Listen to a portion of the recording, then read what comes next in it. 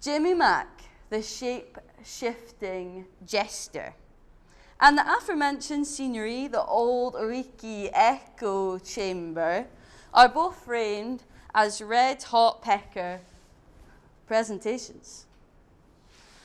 Red Hot Pecker is a theatre company. It supports the labours within this project. Moreover, it affords Jimmy agency, and it is a means for his activity while poking fun at the infrastructure that the company operates within.